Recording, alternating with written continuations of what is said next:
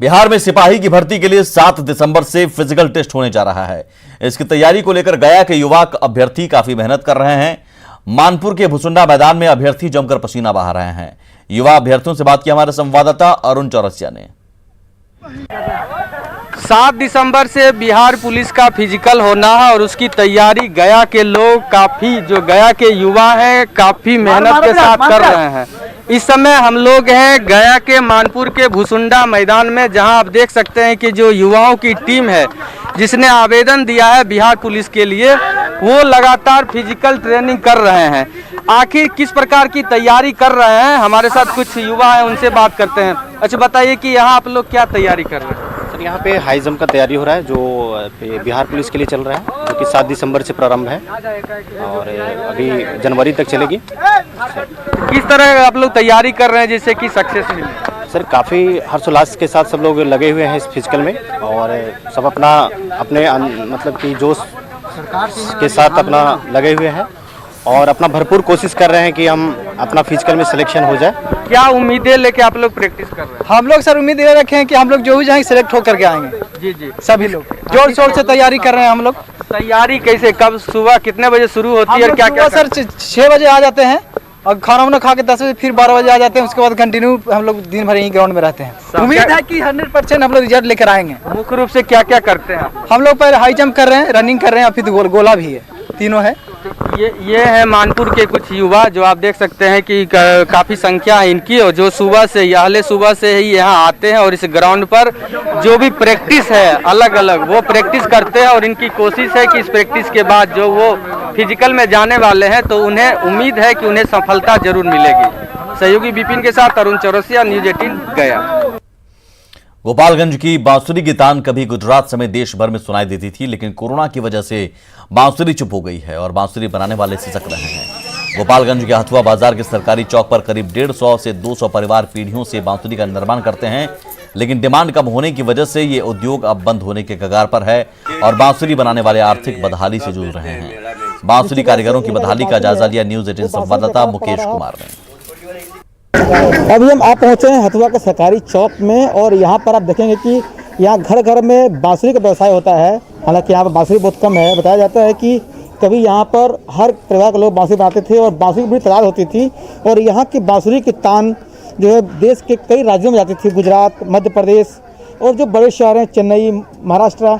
लेकिन लॉकडाउन के बाद से यहाँ काम ठप है। आप देखेंगे जो इनका मटेरियल है वो सब पूरी तरह से बर्बाद हो गए हैं। लॉकडाउन के बाद से कोई काम नहीं हुआ और बांसुरी के जो मटेरियल है, जो सामान है, वो ऐसे ख़राब पड़ा हुआ है, ख़राब बने हुए हैं। और लॉकडाउन के बाद से ना कहीं मेला लगा, ना कहीं बाजार रही और ना ही कहीं पर्व त्योहार मनाया गया, जिसकी वजह से इनका जो बांसुरी है वो बांसुरी बेकार पड़ा रहा और बांसुरी का जो निर्माण है वो काम ठप हो गया है।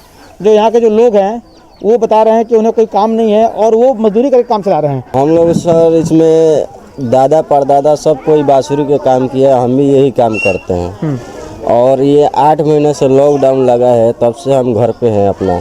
कहीं मेला नहीं लगा है, ना कहीं हम लोग जा पाते हैं, ना बेच पाते हैं। अभी लेबर में मजदूरी करके अपना पेट चलाते हैं। हम लोग का ना कोई नौकरी है और ना कोई हम लोग का खेती गृहस्थी है, सिर्फ यही हम लोग का एक बांसुरी का व्यापार है बस। वो भी ठप हो गया है। वो भी 8 महीने से ठप हो गया है। हम लोग का कोई मतलब चारा नहीं चल रहा है कि हम लोग क्या करें, किसी तरह पेट अपना चलाते हैं। जाहिर तौर पर गोपालगंज में बनने वाली बांसुरी की तान कभी भारत के दूसरे राज्यों में सुनाई देती थी, लेकिन आज लॉकडाउन की वजह से न कहीं मेले लगे और न ही के बाजार में जो है अपनी बांसुरी बेच पा रहे हैं। लिहाजा आज ये दर-दर की ठोकरें खाने को मजबूर हैं। मुकेश कुमार, न्यूज़ 18 गोपालगंज। जमुई जिले में अभी तक सरकार की ओर से धान की खरीदारी शुरू नहीं हो सकी है। सहकारिता विभाग नमी की बात कहकर धान की खरीदारी कर रहा है, लिहाजा किसान अपनी फसल औने पौने दाम में बेचने के लिए मजबूर हैं। किसानों की परेशानी का जायजा लिया सहयोगी केसी कुंदन ने। जमुई जिले में इस साल अभी तक धान की अधिप्राप्ति सरकार के द्वारा शुरू नहीं की गई है और जिसका नुकसान किसान उठा रहे हैं। जो धान का फसल है वो खेत से लाकर खलिहान में तैयार हो रहे हैं।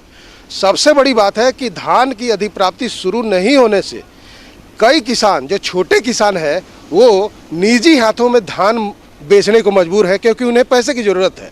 अब सवाल उठता है कि देरी क्यों? बताया जा रहा है कि जो जिला सहकारिता पदाधिकारी हैं उनके द्वारा ये कहा जा रहा है कि धान में अभी नमी है, 25 बताया गया है, और जब 17 नमी होगा तभी धान की अधिप्राप्ति होगी। अभी तो फिलहाल बहुत नुकसान हो रहा है किसानों को। सरकार समय पर जो धान अधिप्राप्ति, ये एक साल का बात नहीं है, प्रत्येक साल इसी तरह होता है। धान में नमी होने के कारण जो है किसान धान पैक्स में दे नहीं पाते हैं, क्योंकि अगर नमी अभी 25 से 28% है, अगर हम किसान से 4 किलो 3 किलो धान ज़्यादा मांगेंगे तो वो देने में सक्षम नहीं होगा। इस वजह से धान हम लोग लेते नहीं हैं, क्योंकि तुरंत शिकायत होने लगेगा कि ज़्यादा धान लेते हैं पैक्स अध्यक्ष लोग। तो अभी कितना धान मजबूर हो रहे हैं किसान, क्यों बेच रहे हैं? अभी क्योंकि लगनी का भी समय है और किसान तो गरीब होते हैं, तो उनको धान बेच करके ही गेहूँ लगाना होता है या मकई लगाना होता है। आप लोग किसान का बेचना मजबूरी है, फसल उसल लगाना है, इसी लेके गेहूं भी लगाना है और बहुत सारा घर खर्च के लिए भी ऐसी करना, तो उसका भी व्यवस्था करना पड़ता है ना। तो क्या होना चाहिए था, क्या होना चाहिए था? खरीदारी शुरू होना हाँ, चाहिए। खरीदारी शुरू जल्द से जल्द किसान जैसा कहना है कि इन लोगों का कि अगर समय पर पहले ही, नमी के बहाना अलग है, अगर धान की खरीद सरकारी तंत्र के द्वारा होता तो उन्हें प्रॉफिट ज़्यादा होती। अब सवाल उठता है कि अगर धान अधिप्राप्ति में सरकार के द्वारा देरी होगी, जिला प्रशासन के द्वारा, तो ज़्यादातर धान निजी हाथों में जाएगा, व्यापारी के हाथों में जाएगा, किसानों को मुनाफा कम होगा और व्यापारी ज़्यादा कमाएंगे। केसी कुंदन, न्यूज़ 18 जमुई। और इसी के साथ इस बुलेटिन में इतना ही, लेकिन आगे भी